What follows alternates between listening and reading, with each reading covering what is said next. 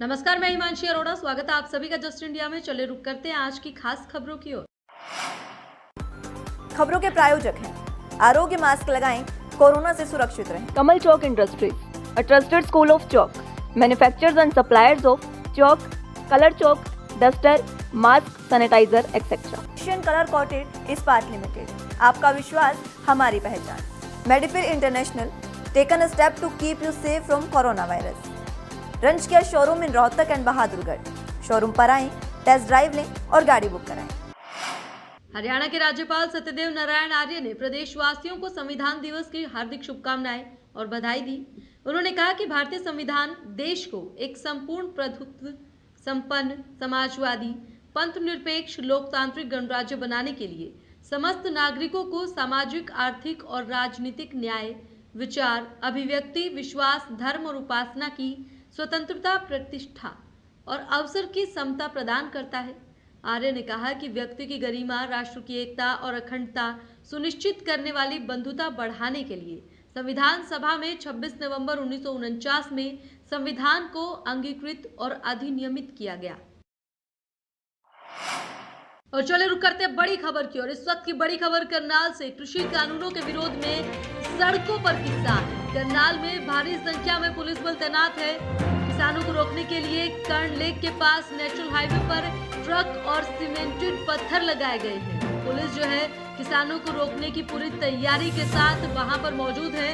तस्वीरों में आप देख सकते हैं पुलिस के प्रबंध। मौके पर करनाल रेंज आईजी और कई बड़े अधिकारी भी मौजूद हैं। तो आपको बता दें कि किसानों के दिल्ली कूच को लेकर प्रशासन पूरी तरह से तैयार है और ये ठान चुका है कि किसानों को दिल्ली नहीं पहुंचने दिया जाएगा। वहीं दूसरी ओर किसान जो है वो लगातार दिल्ली कूच की ओर आगे बढ़ रहे हैं। आपको बता दें करनाल में भारी संख्या में पुलिस बल तैनात है। कर्ण लेक के पास नेशनल हाईवे पर ट्रक और सीमेंटेड पत्थर लगाए गए हैं। पुलिस किसानों को रोकने के लिए पूरी तरह से तैयार।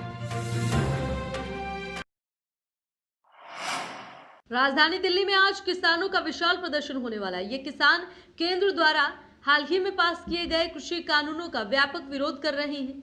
बताया जा रहा है कि भारतीय किसान यूनियन के बैनर तले हजारों किसान आज दिल्ली में प्रदर्शन करेंगे। इसको देखते हुए दिल्ली पुलिस ने किसान आंदोलन को देखते हुए हरियाणा की सीमा पर सुरक्षा कड़ी कर दी है। इसके साथ ही आंदोलनकारियों के खिलाफ सख्त कार्रवाई करने की बात कही है। वहीं किसान आंदोलन के चलते दिल्ली मेट्रो की 6 लाइनों पर सेवाएं प्रभावित रहेंगी।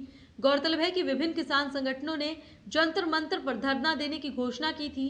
सूचना के अनुसार सिंधु बॉर्डर पर भारतीय किसान संगठन के नेता और कार्यकर्ता बुधवार को जमा हो गए थे। पंजाब से करीब 50 ट्रैक्टर ट्रॉली में 500 से 600 की संख्या में आए किसान दिल्ली में प्रवेश की तैयारी में थे, लेकिन आउटर नॉर्थ जिले की पुलिस एवं रिजर्व बल सिंधु बॉर्डर पर तैनात होने से वो दिल्ली में नहीं आ सके।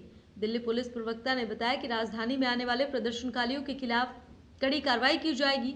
बताया जा रहा है कि किसानों का बड़ा जत्था चोरी छिपे राजधानी में प्रवेश करने की फिराक में है। इसके साथ ही अन्य जिलों की पुलिस को भी अलर्ट किया गया है।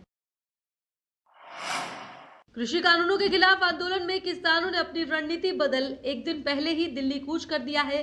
किसानों को रोकने और आंदोलन को विफल करने के लिए पुलिस प्रशासन ने पूरा बंदोबस्त किया था, लेकिन सारे बंदोबस्त किसानों के हौसले के आगे फीके पड़ गए।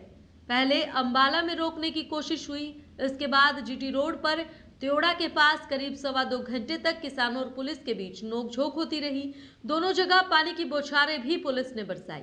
पानी की बौछारों के बीच किसान जबरन बैरिकेड तोड़ते हुए आगे बढ़ गए। पहले पिपली में रात्रि पड़ाव की प्लानिंग थी, लेकिन ऐन मौके पर किसान करनाल की तरफ निकल गए।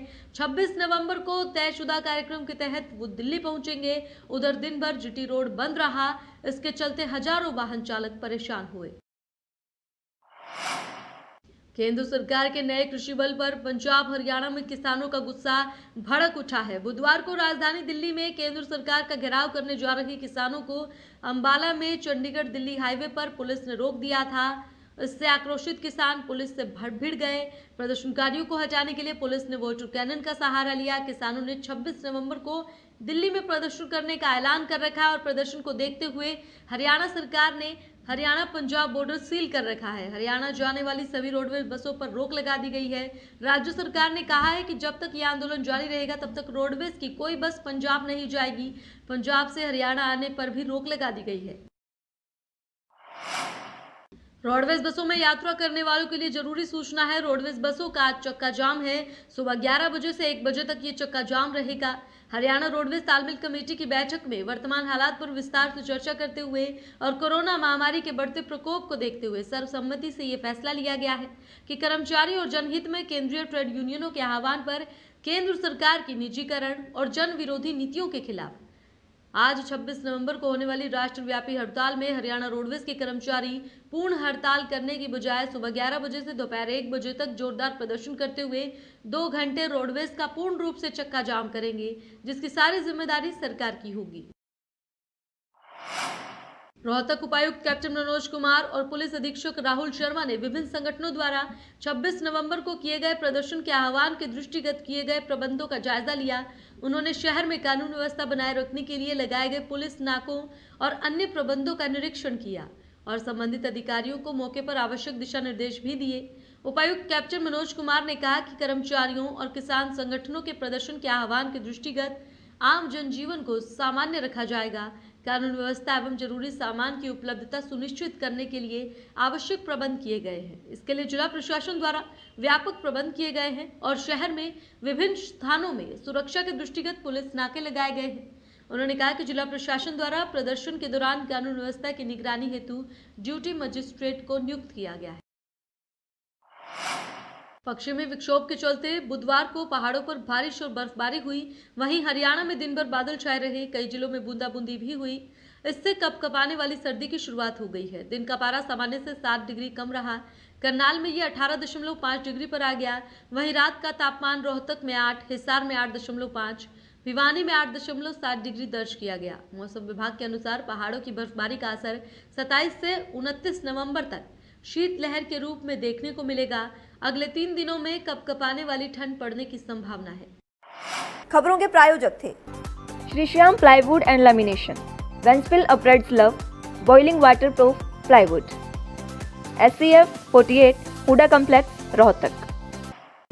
कमल Chowk industries, a trusted school of chalk, manufacturers and suppliers of chalk, color chalk, slate pencil, duster, dustless chalk, housekeeping material, mask, sanitizer, hand wash. Office number 201, first floor, town centre mall, D park, model town, Rohtak. Corona महामारी से लड़ने के लिए आरोग्य mask लाया है आपके लिए सबसे आधुनिक मास्क। इसके साथ ही आपको मिलेगी आधुनिक PPE किट, वो भी बहुत ही सस्ते रेट पर। contact@arogyamask.com पर जाएं और हमसे संपर्क करें या फिर www.arogyamask.com से जुड़ें। इसके साथ ही आप हमें कॉल कर सकते हैं। हमारा पता है Anand international, plot number 181, Panipat, Haryana. Be Fast Fit, India's fastest growing fitness chain, now at Rohtak D Park.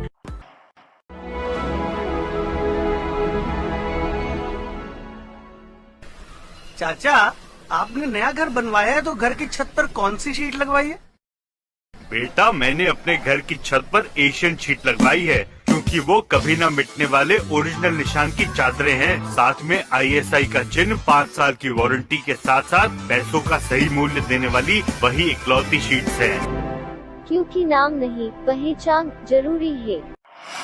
फिलहाल इस बुलेटिन में इतना है, लेकिन बाकी की तमाम खबरों के लिए आप देखते रहें जस्ट इंडिया। नमस्कार।